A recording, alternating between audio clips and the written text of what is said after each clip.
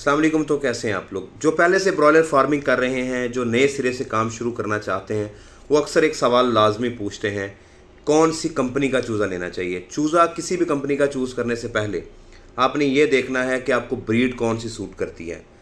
आप open shed में हैं, कंट्रोल शेड में हैं, आप ठंडे मौसम में हैं, गर्म मौसम के अंदर हैं, आपको सबसे ज़्यादा सूट करने वाली ब्रीड है रॉस ब्रीड। उसके बाद आप आईआर डाल सकते हैं, इंडियन रिवर, आप आर्ब्रेकर डाल सकते हैं। लेकिन अगर आपके पास ऊपर वाली तीनों ब्रीड्स का ऑप्शन अवेलेबल नहीं है तो फिर आप कॉब और हबर्ड को सिलेक्ट कर सकते हैं।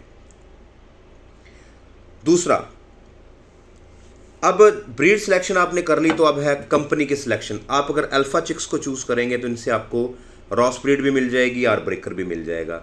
अगर आप जदीद चिक्स को चूज़ करेंगे तो आपको सिर्फ रॉस ब्रीड इनसे मिलेगी। अगर आप एवियन चिक्स को चूज़ करेंगे तो आपको आईआर मिल सकता है इनसे और रॉस भी मिल सकती है। ये तीन कंपनियां इस वक्त पाकिस्तान में टॉप ऑफ द लाइन है। इसके बाद अगर आप किसी और कंपनी से, अगर इन तीनों कंपनियों का चूज़ा अवेलेबल नहीं है तो आप पंजाब चिक्स का चूज़ा ले सकते हैं या आप एसबी का बर्ड ले सकते हैं। कंपनी आपने चूज़ कर ली। अब अगला सवाल यह है कि आपने चूज़ा किस क्वालिटी का लेना है। आपने बर्ड लेना है यंग ब्रीड का, यानी यंग ब्रीडर का आपने बर्ड लेना है। 40 से 42 ग्राम का आपने चूज़ा परचेज करना है। अगर आप 44, 45, 46, 47 ग्राम्स पे जाते हैं तो वो ओल्ड फ्लॉक होगा, वो आपको थोड़ा सा परेशान करेगा। अगर आप 39, 38, 37 ग्राम में आते हैं तो स्टार्टर चूज़ा होगा, वो भी आपको तंग करेगा। तो हमेशा यंग ब्रीड को परचेज करें, प्रेफर करें।